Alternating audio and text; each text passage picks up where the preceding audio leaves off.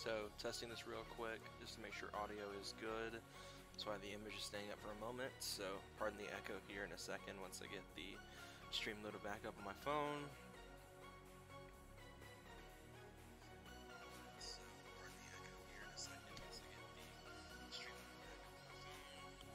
I think we're going to need to do some audio boosting here, so I'm going to get to that real quick. Go back to OBS here. And we're going to add in advanced audio properties. We're going to go up to about 1%. So now it should be a little bit louder, obviously. So here we are here. We're all ready to go for the stream, I think. Maybe. Here we are here. All ready to go for the stream. I think we're pretty much ready to go. Make sure the mic is set to the right one. We are. So I think I'm gonna pretty much mute this music here, so you guys can actually hear me a little bit better. Okay. So we're gonna turn off the BRB image here. Turn that on. Okay, here we go. What's up, guys? So, welcome to episode 7 of the Caffeine and Octane Pre-Show podcast. I'm currently doing this by myself. I just got back from Florida about 2 hours ago, so I'm currently waiting on Hayden to get into a Skype call with me so we can do this together. Once I get the go-ahead from him, we're gonna get into the news stories. Like I said, I'm just waiting on him to call me on Skype. I already called him a minute ago, but he wasn't available, so he should be on in a moment, though, hopefully. So I'm just gonna go over what news stories we'll be covering tonight. I picked 3. Oh, there he is right now. I saw it, dude.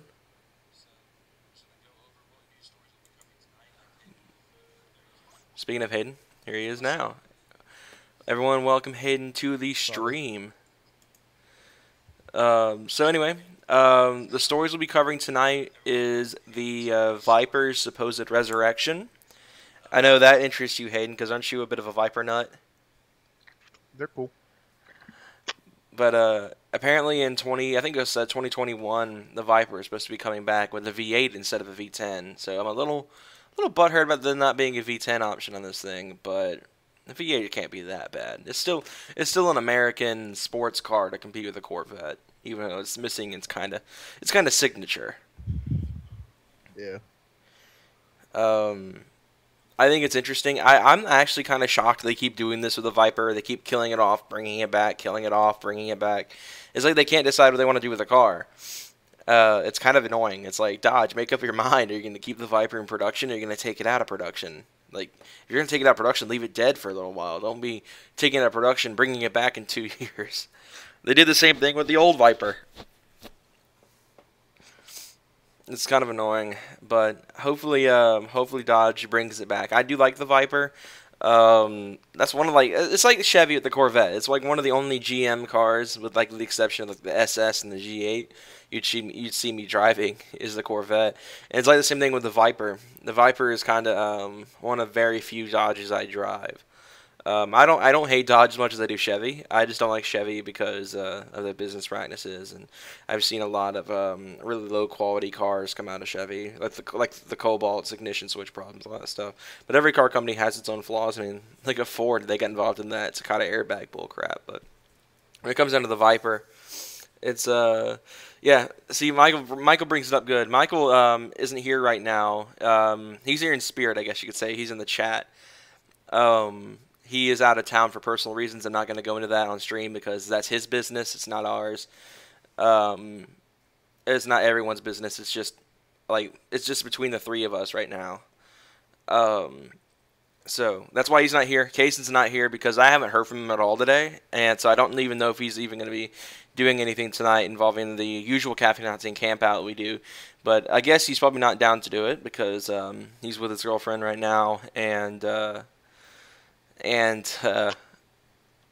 fact that I just got back from Florida literally 2 hours ago. So trip down was nice though, had fun. But anyway, back on topic with the Viper. So Hayden, what are your thoughts on this new V8 Viper?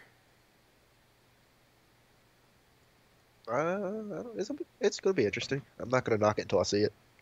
Yeah, that's what I think. I think I'm going to hold back any sort of scouting opinions on it until it comes out and we get to see it for the first time at events like Caffeine and Octane and stuff like that, because that'll be kind of what sets this Dodge car. makes some pretty good V8s. They do. The Hemi is one of like the best V8s on the market right now, as Michael will attest to, as he owns one.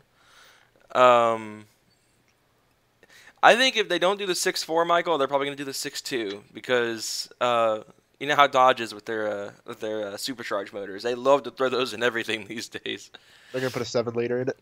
I remember Michael was talking about bringing that. They were bringing that back, and that could be something. I could see that they could put the 7-liter, the supposed 426 return, into that chassis, and that'd be literally like the Shelby Cobra coming back to life with a Dodge badge on it, and that would be really, really mad to see that on the road.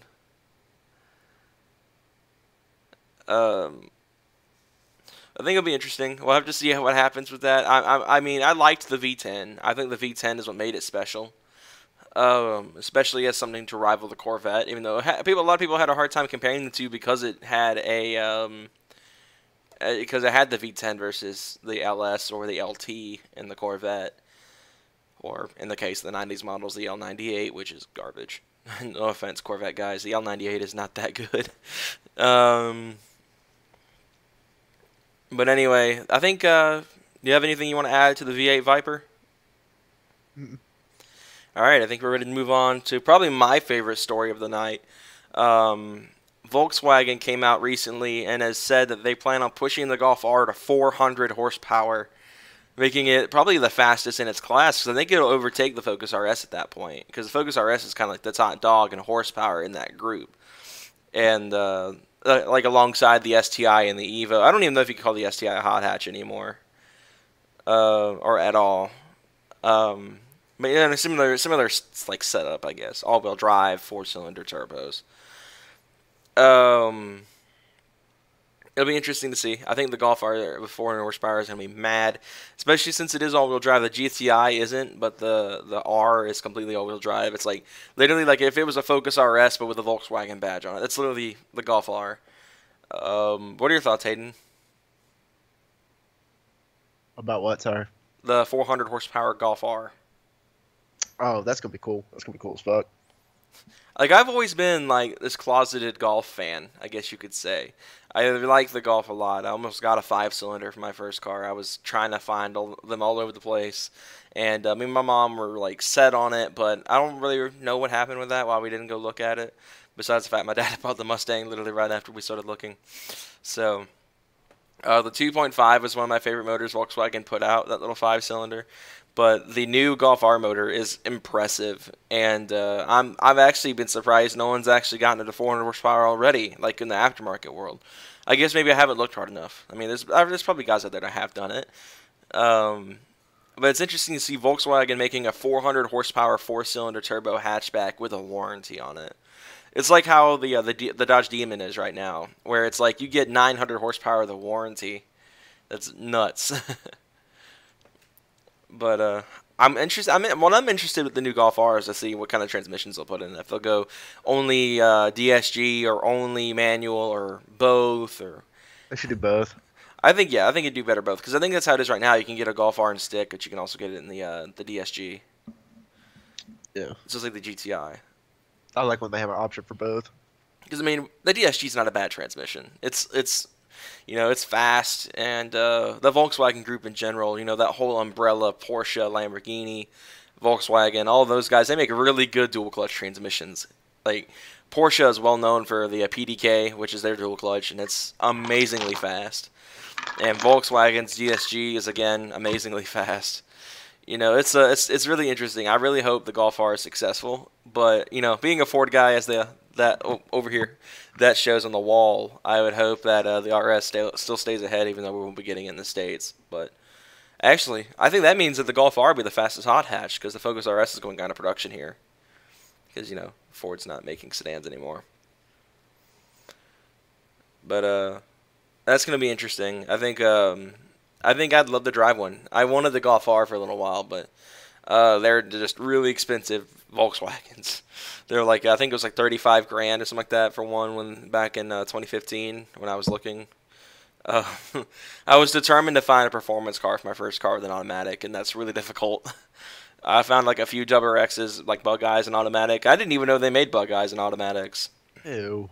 There was Volkswagen R32 Golfs that I looked at that were automatics, Ew. but they were expensive. There was the Rabbit, which of course is a 2.5 I looked at, also automatic. Ew. If you can't tell, if you're new to my channel, Hayden doesn't like automatics very much. Every single car he's owned has been manual up until this Ranger he's about to pick up very soon. That'll be the only automatic he owns, like titled in his name.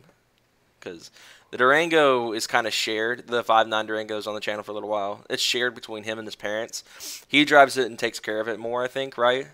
Yeah, they don't drive it.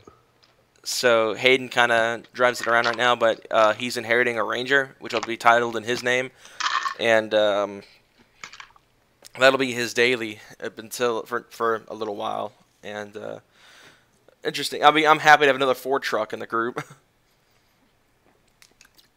I won't be the lone guy anymore. We'll have to race them. Oh no, Yeah. that'd be bad. One of us will Players. one of us will blow up. Second one has 90,000 miles. It'll be fine. Oh, you'll be fine. I'll blow up. Probably. But do you have anything else you want to add to the Golf R story? Or you ready to move on to probably the biggest one, I think. Let's move on.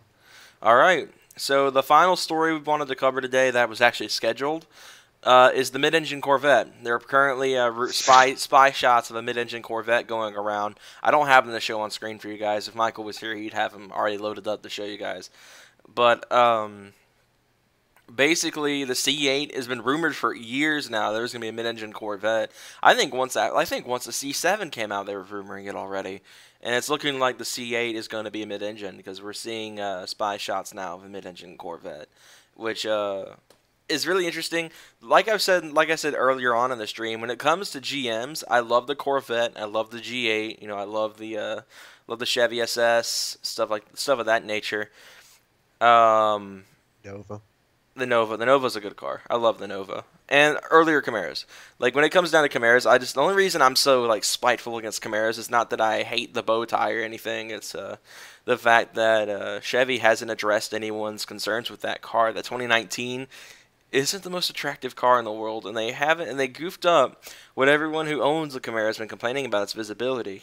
So, I mean, earlier Camaros, say your 60s models, your 70s, your 80s, your 90s, even the Catfish Camaros, they were really, I heard they had good visibility. But when the 5th gen came out, I think that was 2010, they goofed that junk up hard.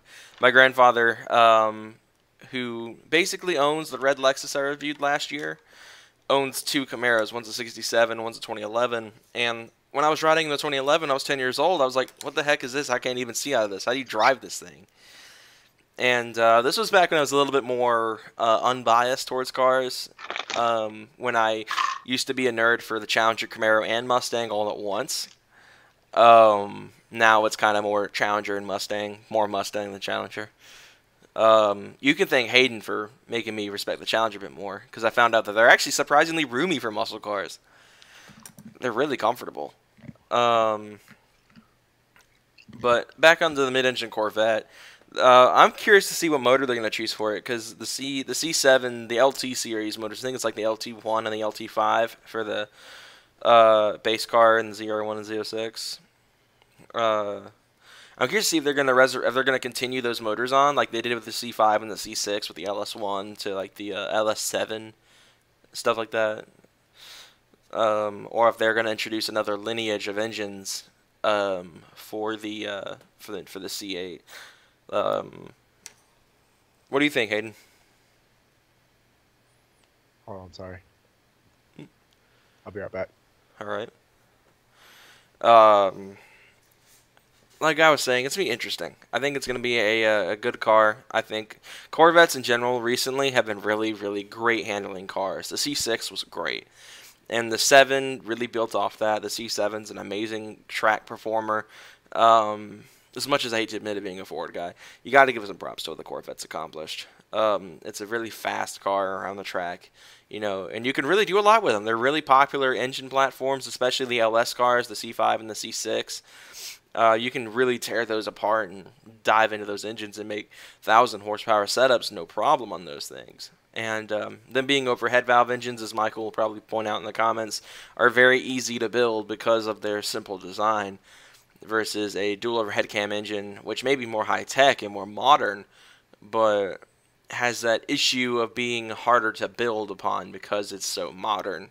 And the formula hasn't been around very long, especially in the American side of things. American V8s, we really just now got around to overhead cam, thanks to the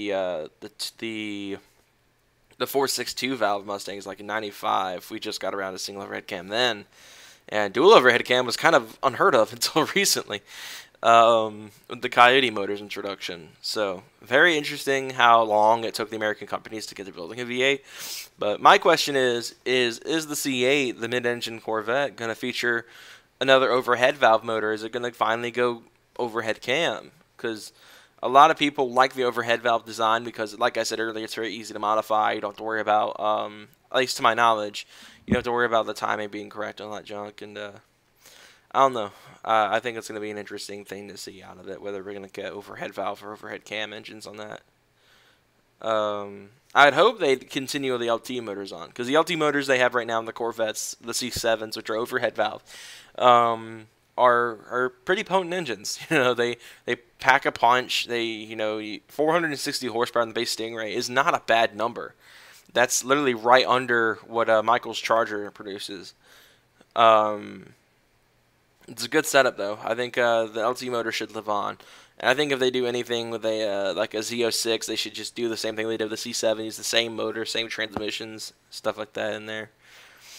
I'm not entirely sure, though. I think it's definitely going to stay somewhat similar to a Corvette formula. I think it's going to have a lightweight body, pretty driver-focused interior. I hope they make it lighter. Yeah, I'd like to see a lighter chassis too. That'd be another plus. I'd like to see what was C6, like 3,300 pounds. Yeah, the 3,200 pounds. The C6 was a light boy. And what's the C7, like 3,700 pounds? I think so. Yeah. Yeah. They're not heavy cars. They really aren't. No, but it's a good bit heavier than the C6 was. Oh yeah. But I'm curious if they're going to keep it with a manual transmission or not, because they tried so hard at the ZR1, the current ZR1 that just came out, to get rid of the manual cars. I think Street Speed 717 is like the only guy I think right now who owns a manual ZR1. And that's disappointing. He just sold that car. Already? Yeah. Why'd he sell it? He's getting a ZTK ZR1 with the big wing and the aero kit shit on it. Yeah, so it's like the more advanced version of the ZR1. I don't know if it's going to be manual, though. We'll see. He hasn't said anything about it. I'm sure it will be. Yeah. Hopefully. That's so weird. There's 7 speeds. That'd be so weird. I bet the shift ratio, like the way the shifter's set up is like the MT82 is on the Mustang, how it's like so close together. Yeah. I bet it's like that because it's got so many gears. They can't help it but to keep it close together. In case you're curious why we're talking about the MT82 setup, is because Hayden's driven an MT82 car, and he was talking. His only complaint with it was the shifter.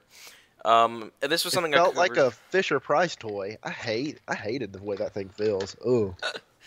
It's literally the same shit. It's the same transmission in the Coyote Mustangs. But you know what was funny? Huh? I had a V6 Mustang, and I preferred the way the manual transmission felt. It had bad synchros, and I still preferred it. That's how bad it is. I think that's a TR60, isn't it? I'm gonna look it up real quick while we're here. What year was? Yeah, that thing was trash too. What year was your 4.0? 2005. So 05 Mustang V6 manual, or just V6. I'll just look up Mustang because that'll probably get it to me better if I just look up Mustang and try to find the transmission on these. So we're on the Wikipedia page right now. I'm going to go to the S197. Got to go all the way to 05 to 14. So, where is it on the 05 and up? The '05 to '09 used the TR5, or the T5 and TR3650. So I would assume you have the 3650. They're both Tremont transmissions as well. So Tremont makes good stuff. So that's the transmission your Mustang had, Hayden. Was a Tremec. Oh, okay. So I'm curious to see if they're gonna keep the What's the name of the transmission they have right now in the Corvette? Oh, I have no idea. I'm not, as you can tell, I'm not big on Corvettes because, I mean, obviously. I don't memorize transmission numbers. There's too many letters and numbers for all that shit. Yeah. But like I was saying a second ago, I'm curious to see if they're gonna keep a manual in the C8 Corvette, which is gonna be, like I said, mid-engined, or if they're gonna go strictly automatic like they tried to with the ZR1. You think they'll put a dual clutch in it finally? I think they would. I think Chevy, I think they're gonna ditch that 8-speed that they have. Yeah, I think they're going to ditch the 8-speed. They might go for the 10-speed though. Personally, I think they're more likely going to the 10-speed that they co-developed with Ford. Oh yeah, that's right. I forgot about that. Using I think. Have you ever heard it like go like row it through the gears like It sounds so weird. I've heard it. Kaysen said he drove one and it was boring because it doesn't do the whole like when it's changing gear like Michael's transmission does. Nah, but it's just so fast. Oh like, yeah, it's just burning through those gears and it's always in power. It's so like weird sounding. It's a good transmission. It's just it doesn't have that same theatrics, if you will, of the Dodge 8-speed or any of the dual clutch transmissions. Because it always makes that cracking noise whenever it changes gear. And that's one thing I like about Michael's car. That's why I like riding with that thing. Besides the fact it's fast. Is that the theatrics and it changes gear. Yeah, that's pretty cool. I think if they did that with a 10-speed, it'd be so much better. The Genesis did it. Yeah. That was awesome. Manual, that was weird. Changing it to third, just crack as soon as it would hit third gear. Yeah, from like second to third, and like third to fourth, it'd go crack, pow, and then it would just like pop. And Michael loved it when it did it too, and he was behind the car. We need to get the S2K to do that. We need to get it too. Yeah. You need to put your exhaust on. Yeah, no.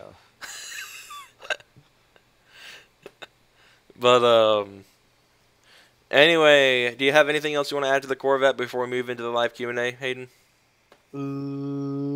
Yeah. All right. So I'm going to go into the chat now. If you guys have any sort of questions you want to ask us, you can go ahead and leave them in the chat below. Keep in mind, they need to stay kind of family-friendly, if you will, and automotive-related. No, ask us anything. I don't care. I'm not going to answer anything political-related. That's basically it. I've said before, politics are stupid to me. So. And boring to fucking watch, and nobody wants to talk about it. So, yeah. So we're going to just keep everything kind of related to us, the channel, the car stuff, whatever. But anyway, what's up, everyone in the chat? Adam and Roberto. I remember Roberto has been a long-time subscriber. That's awesome. He subscribed to me back when Moosted Mafia was over at that body shop. Do you remember that, Hayden? When they were at the body shop? Did you ever go then? Hayden? I think I may have lost Hayden here. But anyway, if you guys have any sort of questions, just put them in the chat, and me and Hayden will be happy to answer them. And yeah. Oh, Hayden's said 1 sec, so I'll hear from him in a minute. But yeah, I'm gonna go ahead and where's my? Oh yeah. So anyway, so I guess I'm just gonna do kind of like a mini channel update while we're here, while I'm waiting for questions to come in the chat. Basically, as you guys know, I'm home now. Obviously, I uploaded that video today from Panama, and ironically enough, I said in the video that it would probably go up while I'm in Alabama, and sure enough, I was in like North Alabama when that video went live. So that's interesting that worked out. But the Florida trips are done for the year, for now at least. We might go back in the fall, but I'm not entirely sure yet. We haven't really figured that out if we want to do it or not, if we're going to do it, or what have you. Um, but like I said, I'm home. I'll be doing hopefully a video for Caffeine and Octane, and then hopefully once I'm home, be filming another video for Tuesday. Me and my dad are gonna might do work on the truck tomorrow. Once I'm back from Caffeine and Octane, at least that's what I want to do. I just want to get back from Caffeine and Octane. Kind of like a leak control. My differential started leaking fluid recently, about 2 weeks ago. So, yeah, about 2 weeks ago, because I noticed it when we got back from Florida the first time. Okay, back. Sorry. There it is, Hayden. But I was talking about, since no one's in the chat yet asking questions, I was going to doing like a mini channel update. And so, Hayden, would you be down if my dad's wanting to do it tomorrow to help me out with the changing the diff gasket out? Like, I just need a film guy, really, because my dad's probably going to be there just to monitor it. Because I'm going to try to squeeze my way in and do it. Because even though my dad's doesn't like it that way, he likes being in control. But oh well, I want to get my hands dirty a little bit, you know. But like I was saying, we're going to be tearing apart the differential at some point tomorrow, hopefully. Like I said... Oh, shit, it's freaking out. Okay, there we go. Sorry. Oh, hi, Mark. How you doing? My name is Jeff. My name's Jeff. What we're talking about? I was talking about how we might be changing the diff gasket out tomorrow. Oh, are you? After we get back from Caffeine and Octane. Oh, fun. I'm gonna be expecting the gears tomorrow as well, because for the setup I want to run on the truck, I don't entirely want to replace my gears, but I'm not entirely positive they're going to be in the greatest of condition to be used in a drag setting because of the mileage that truck has, and the likelihood that the differential's been taken care of properly is probably very low. Because the guy I bought it from, I mean, Hayden knows the story. I've said it a billion times. He did not take good care of that truck. And I've had to be the guy that's, fixed all of its issues and stuff that comes with an old car. I mean, Hayden, you had little bugs with the S2000 already. Yeah, it misfired for like 2 days. Yeah. So, I mean, old cars, they have bugs, and you gotta work them out. And that's exactly, I wound up with all of them. I'm upset about that because the previous owner didn't really seem the most mechanically smart. He seemed to be just a guy who drove it, like, just a traditional non-car guy who doesn't have, like, that big car nut in the family or anything like that. Who, he just is like, oh, if it's running, it's fine. One of those kinds of guys. And, like I've said before, I think in multiple videos, I asked the guy the timing chain if the timing chain was replaced the night we got it, and he was like, what's a timing chain? I was like, well, great, here we go. That kind of set the tone for me that I didn't know what I was getting into, but I'm pretty happy with it. Like I've said before, the truck's like my child almost. But we're going to be tearing apart the differential hopefully tomorrow, and that'll be Tuesday's video, is fixing the diff gasket, and that'll be the first of 3 leaks to get rid of, because I've got 3 leaks right now: power steering, oil, and differential. And differential's like my main concern right now, because the oil leak is going to be taken care of in the fall, unless it gets taken care of earlier. Because I'm getting the motor torn down in September. Hopefully, I'm really hoping I can get it done. And the oil leak will be taken care of by then, because I'm hoping to get every seal that could be causing a leak replaced. Main seals, head seals. I don't even know if they're head seals. Like head gaskets, I know those are a thing, and I don't think those could be leaking oil, because those would be leaky. Those would be getting coolant mixture in it if that was broken. But like oil pan gasket, the valve covers, of course. I know the valve covers are done because it smokes out from the valve covers from burning that oil, and that'll be taken care of then as well while the engine's out. Hopefully that won't take too long. That's exactly why I chose not to do a swap, is because a swap would cost about the same, but it'd be another stock motor going in the truck, and it would be a lot longer of a downtime. And this being my only car right now, and so I can get money together to get a project eventually, which I haven't decided yet on that either. I need to keep downtime to a minimum so I can drive to school. And that's why I'm thinking, getting this money saved up and all that junk, putting in the shop, getting the 4.0 done will be cheaper, more cost effective. Like, I think that's the same thing. Cheaper, more time effective. You know, it'll only be down for maybe 2 to 3 weeks at most. And I mean, college classes, you only go to school 2 or 3 times a day, like 2 or 3 times a week. So it's not like I'm gonna be, biting myself in the foot for putting the truck in the shop for 3 weeks. I mean, that's three. That's like what six class days at most, where I'm missing the truck to go to school. And if need be, I've got family members I can borrow a car from. They probably wouldn't care to loan me a car for 3 weeks while my truck's in the shop. You can use the Durango. There's that as well. I could always take the Durango. I don't know if I'd have to get a parking pass made for it or not, or if I could just say I'm using this car until mine gets out of the shop. I think I would have to get a parking pass. I think I'd have to talk to campus on that, to campus security on that when I get back. I'm sure they'll let you slide. Yeah. I bet if I explain myself, like, yeah, my car's in the shop right now getting an engine redone, they're like, oh, yeah, it's fine.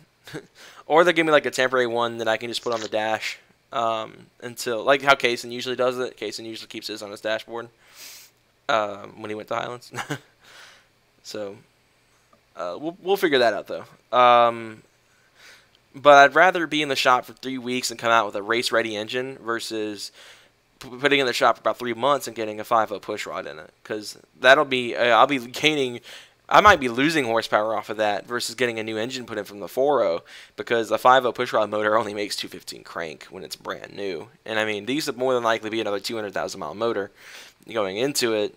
It'd still be a 5.0, but it would be a very old, beat-up 5.0 that would eventually need to rebuild itself. So I'm thinking for cost effectiveness and time effectiveness, I'm just going to do the 4.0 build, because it'll only be in the shop for, like I said, at the most a month. And he'll be back on the road in no time, and with a much better engine. That's what I'm most excited about, is having a really good engine in that truck, because I'm ready to go and hurt some Diesel's feelings in the drag strip. Of course, around the same time, like I said in the Thursday's video, there's going to be a lot of stuff going on with it in the back. Like, again, in September, I plan on getting an audio system put in, revamping mine, because the speakers it has right now are old and beat up. So, might be time to get rid of that base model audio system. Basically, a lot's going to be happening this fall, as long as everything goes to plan. So, lots of content going to be coming out the Sport Track. It's basically going to get torn down a lot. As long as like I said, as long as everything goes to plan. I'm going to have a new audio system in it, a new engine in it, be boost ready. I'm not entirely sure what I want to do with it, though. If I want to save up as much as humanly possible and get the boost setup I want with the engine set up all at once, so I don't have to dyno tune at one time, or just use what I can to get the engine done, dyno tune it with that, and then go back later when the supercharger's on. Because I bet there are places out there that don't cost terribly much to dyno tune. I know Moe's doesn't charge that much out in Dallas, where Michael got the Taurus dyno. I think it was like, what, $300? They tune? Yeah, they dyno tune there. Oh.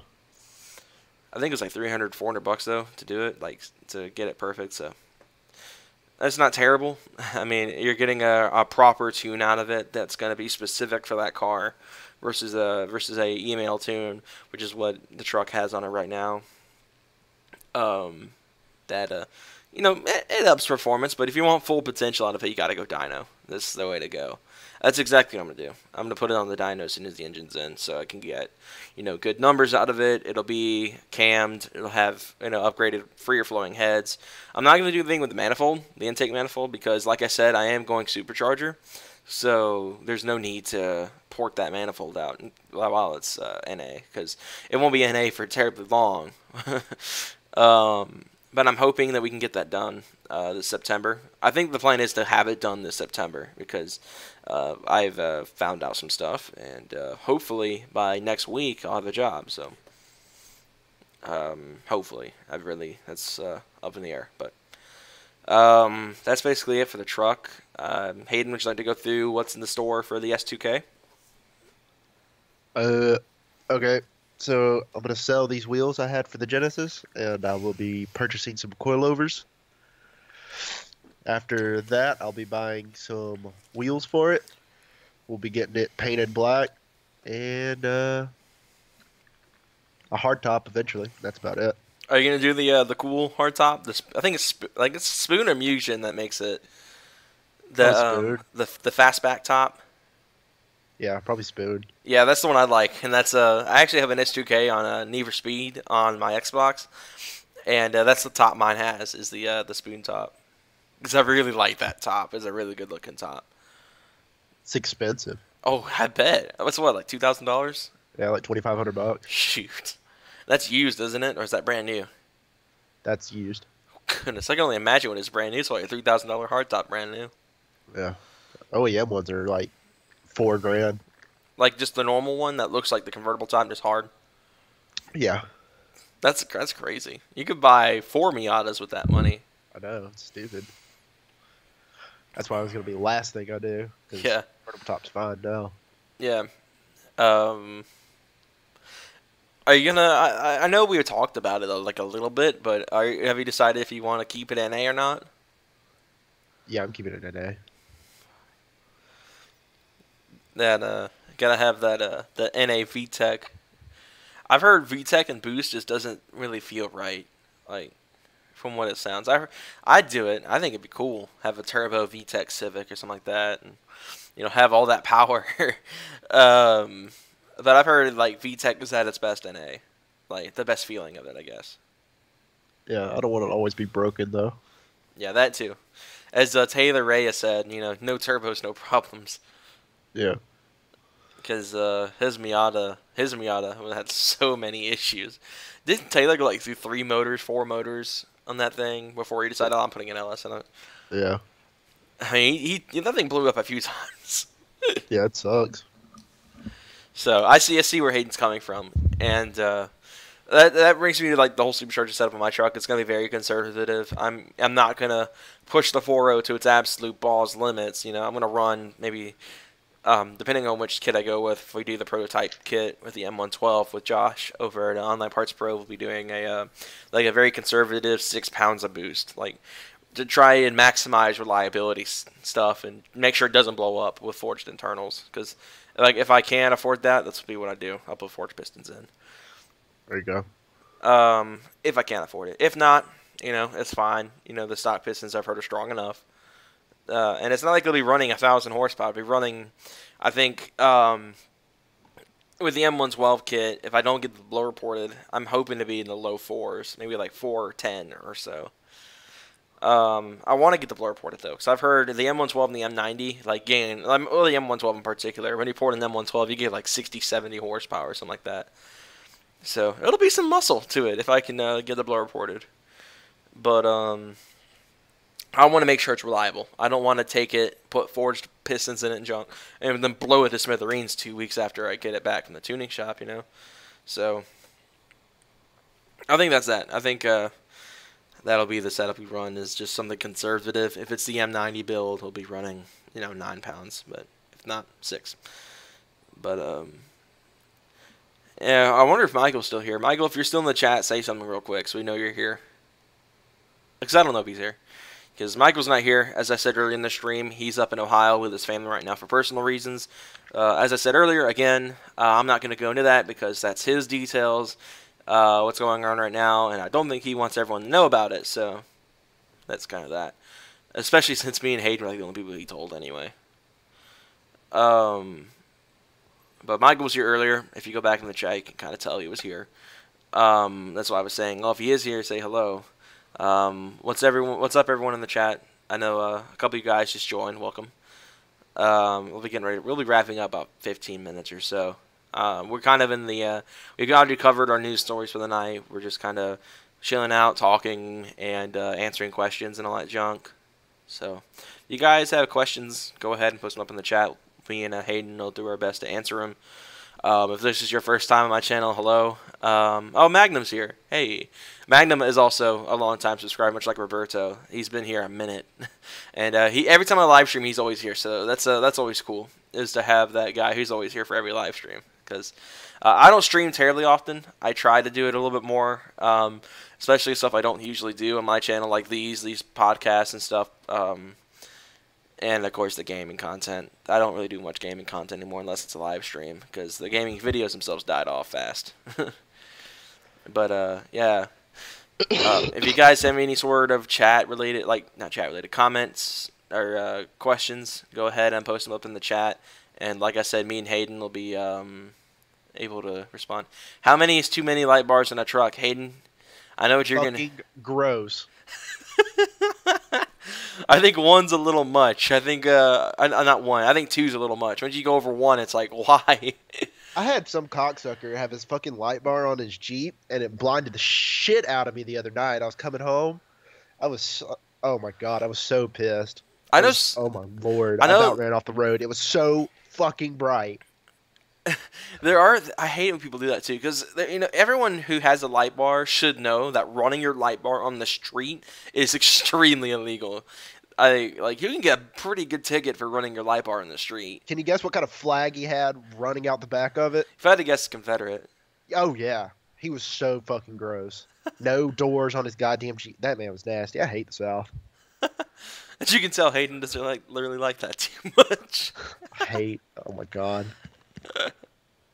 Oh, but in case you didn't know, running a light bar on the street is extremely illegal, and it's dangerous. As you guys heard Hayden say, he got blinded by one, about wrecked. So, dude, the way the S2000 sits, if anybody's looking into buying one, when you drive at night, everybody's headlights are straight in your eyes. It's horrible. Yeah. It's really bad in that car. The Genesis wasn't so bad, and the Mustang wasn't so bad, mainly because it was a monster truck. But the S2000 sits perfectly in like most like SUV and trucks headlights, and when you're driving, you'll oh lord, it's pretty bad. Do I blind you riding behind you? No, you don't blind me. It's when people are coming towards you. Oh yeah, because I remember last time I drove behind y'all on the way to Boost Mafia a few weeks ago. My headlights were like right in your rear view, and I felt so bad. Yeah, it's pretty bad. Sometimes it gets pretty bad. Yeah, I have 2 light bars in my project truck, but I find it crazy to see these trucks and SUVs with a F-ton of lights. Yeah, especially out here where we live. There's a couple guys who run around with they have lights around their rotors on their brakes. Yeah, it's so weird. Rock lights, I think they're called. I don't know. No, I think rock lights. Truck rice lights is what it is. I think ricer than I am. I think rock lights are the fender lights. I forget what they're called. For the wheels, for the brake rotors. But I know there's a big truck meet going on in Daytona right now, and oh god, I wish I could made it. I've seen a few videos of it from people that are down there that I'm friends with, and it does look like there's lots of those kinds of trucks down there that have like a crap ton of light bars on them, and they're all over the place. It's interesting. I thought about if I was able to, I would have came back and brought my truck down there just to mess with people. Been all these like jacked up like F250 power strokes, and it's just a little old sport track pulls in the 20s and like, huh? I actually saw one of the videos I saw today was it was a Mercedes. It was like an old SL 500 on like ginormous wheels. Like these things 38? Yeah, like these wheels were bigger than the car was. Just rolling around on the beach, and I was like, what? I was like, what are you doing here? It was very interesting. It was funny. I found it hilarious.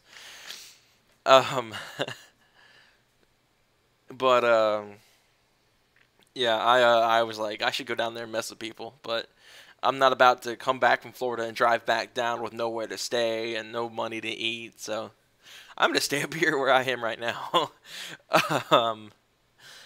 I might try to go around to some of these out-of-state meets next year, though. Like, I really want to hit Steel up next year, just to go mess with all lifted trucks and go to the drag strip and hurt some diesel feelings, because that's what I hope my truck's gonna be able to accomplish. I know Hayden would like to see it. He'd like to see me tearing up some diesels. They're like the most dickhead drivers ever. At least the ones around here are. Yeah, the diesel guys around here are kind of obnoxious. The ones I've seen, they'll roll coal on you for no reason. Oh yeah, I had my top down one day, and one rolled coal right beside me, some nasty lifted black Ram, and I'm like, I bet he did it on purpose. Oh yeah, he saw me, he looked, and he was like, I'm about to fuck this kid up. And started going fuck his sister, sick bastard. Goodness. Is 22 interims too big of a wheel for a short bed? No, I don't think it is. I think once you hit like 24s, it's like I think 22 is like as good as it can get. Because I've seen a few of the guys in the Sport Track group that lowered theirs, and they all run 22s. I'm pretty conservative when it comes to... What kind of truck is it? Yeah, what kind of truck is it? If it's, I see it's a 6-lug, so I'd assume it's a Chevy or a GM truck. Because I know GM used to love those 6-lug wheels. I think they still like the 6-lugs today. Because I think Dodge is like still does 5-lug. I think actually the Cummins may have used 6-lugs at one point. The Durango 6-lug. Yeah, so I know some of them use 6-lugs, but I would assume by your username that you run a Dodge, either a Dodge or a Chevy, but more likely a Dodge since your username is Magnum. Watch him have a Durango. Awesome. Durango buddies. I saw one when we were in Panama that was slammed and it had a body kit. Yeah, I don't understand why people do that. I know my dad's probably gonna cringe as soon as I say this. I saw a really nice slam Silverado when we were down there. Ew. It was burgundy on a maybe 24-inch gold wheels, and God, rife. Thing was slammed. This thing was on his balls, dude. Like this thing was really low, and it was just straight up on his nuts. Yeah, and this dude was riding around Panama City, and I was like, okay, I see you.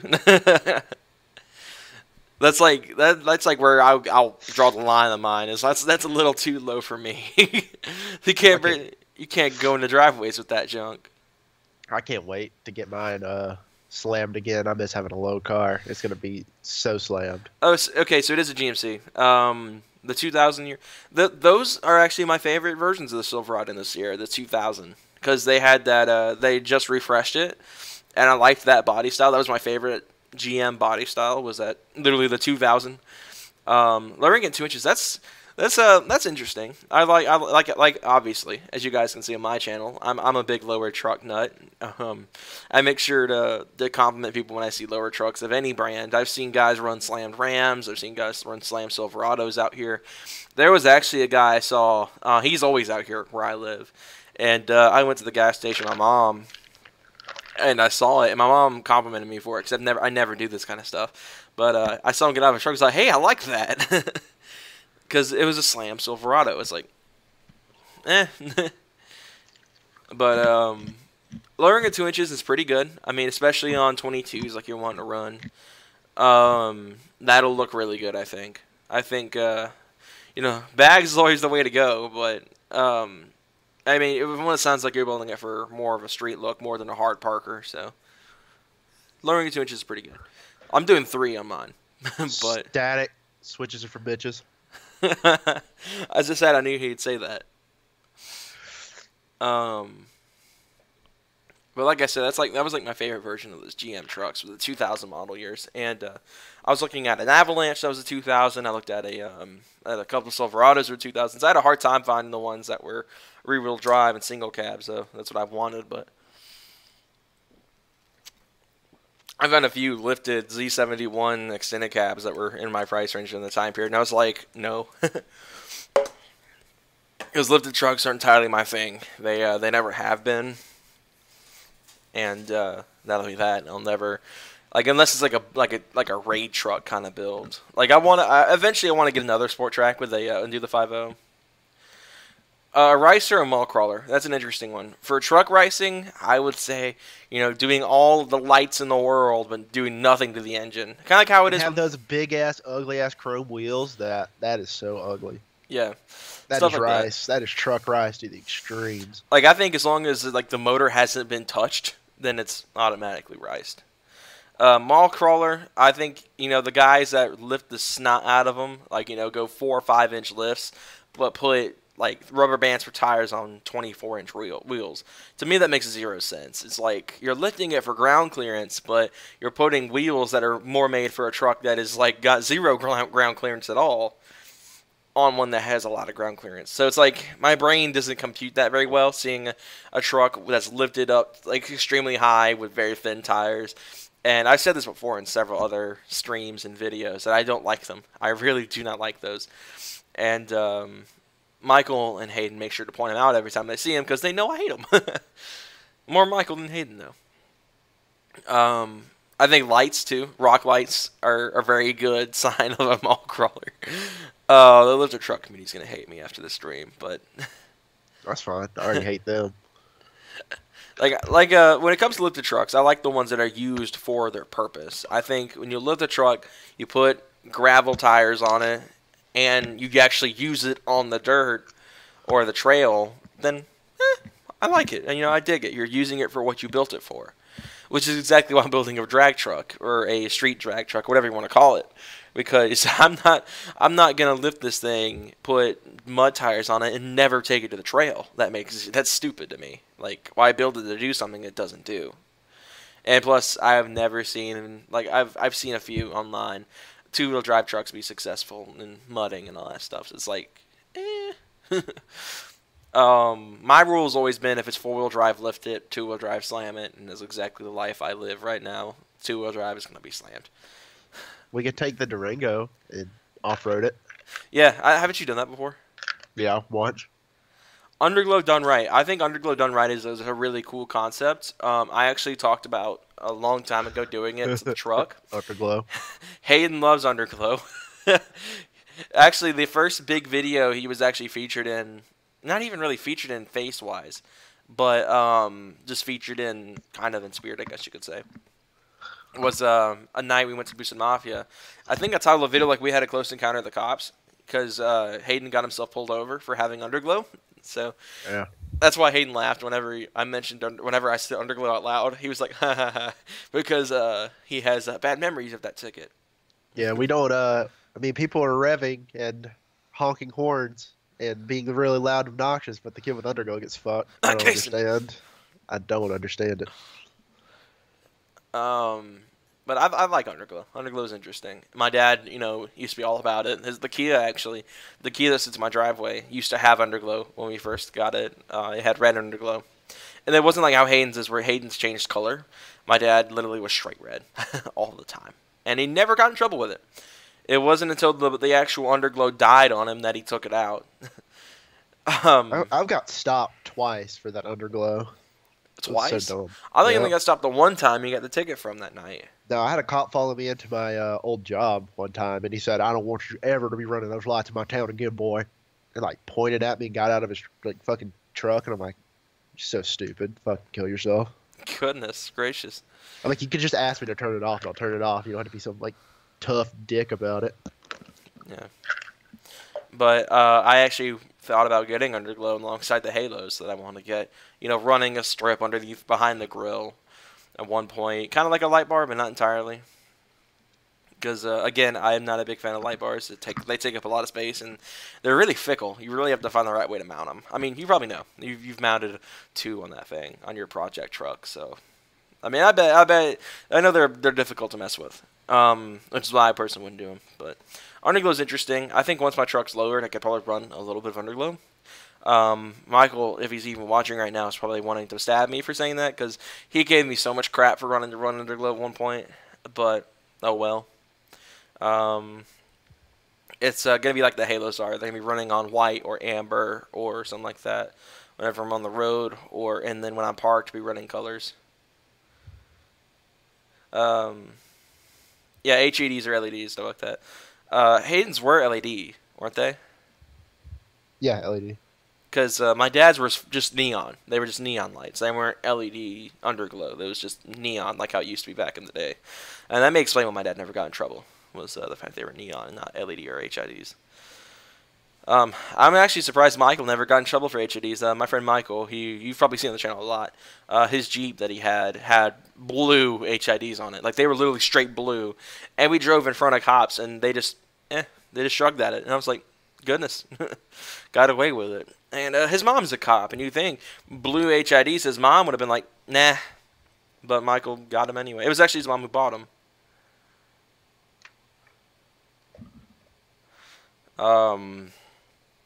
But yeah, that was it was interesting, to say the least. The whole Underglow incident with Hayden.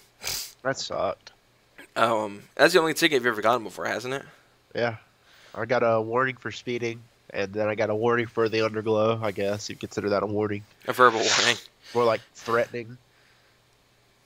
But yeah, that's about it. I didn't get a ticket for my wreck? Yeah. When the Genesis bit the dust. RIP. Like, with the cop that got you for the underglow, was his did he know about the whole incident, or was he just like, oh, you have underglow, here's your ticket? What, like, knew about what? Like, if the whole incident with your underglow the first time was on record at all? What, the first guy who followed me to my work? Yeah. No. I think he just gave you a berating and then just left. Yeah, like literally, he just pulled in. I pulled into the like parking garage. He followed me in there, and he was just like, Jake was with me because we used to carpool, and he was just like, I don't want to ever see you running those lots in my town again. I'm like, what? What? The thoughts on the new Mitsubishi Eclipse crossover. Oh, nasty. Yeah, me and Hayden think it's ruining the name because, There's like, an Eclipse crossover now? yeah, that's the new Eclipse is a crossover. Oh my god, I hate crossovers. I'm so done with this. Why? Just like Dodge did with the Dart, they're ruining the nameplate. I So think I don't hate the new Dart. I think that they used the wrong name for it though. They could have easily just called it the new Neon. That'd have been fine. But no, they had to bring back the Dart, which was a muscle car in the '60s, and give it the name for a 4-cylinder economy car. That irritated the me. And Mitsubishi's doing the same now, except not really an economy car versus a muscle car. It's a sports car to an SUV. They don't mix. Oh, I don't understand. It's like Ford making the Edge ST. I'm like, I'm a Ford guy, but I'm like, what are y'all doing with that? That's not going to accomplish jack. So dumb. I don't know. They're trying to be cool like the Durango SRT and the Jeep Trackhawk. Maybe. Even though it's going to be just a basic crossover. It's going to be like the those basic Ford Edge. Oh. But I think we're going to go ahead and wrap up the stream here, guys. We've already eclipsed our 1 hour that we usually do the stream for. Thank you guys so much again for watching. This is actually, I think, the best viewership we've had on one of these streams. We usually don't ever get over like 4 or 5 concurrent viewers. So that's awesome. So the best episode yet, the longest one I think we've had in a minute, or we've actually gotten stuff done. So thank you guys so much for watching. Go follow Hayden on Instagram at practice_truth for more behind the scenes of not only my channel, but anything that goes on the S2K that I don't cover will be on his Instagram page. So also go follow my Instagram, OneLow4.0. So you guys can get behind the scenes on my stuff, what I do in my personal life and stuff like that. It's the easiest way to see behind the scenes and stuff. Twitter I use a lot, but not anywhere close as much as I do Instagram. I'm pretty much of like a once-a-day poster on Instagram. So anyway, guys, that'll do it. Like I said, go follow Hayden and myself on Instagram. Mine's OneLow4.0, Hayden's Practice_truth. And we'll see you guys tomorrow night with the Caffeine and Octane vlog. Which one is this one going to be? I forget which number I'm on now because I filmed so many. 17? I think 17, yeah. According to the Caffeine and Octane playlist, it will be episode 17, yeah. So I know your channel better than you. basically. But we'll see you guys tomorrow night with Caffeine and Octane episode 17. Hayden's going to be taking me tomorrow because, like I said, Michael's out of town. So thank you guys again, and we'll see you guys on tomorrow night.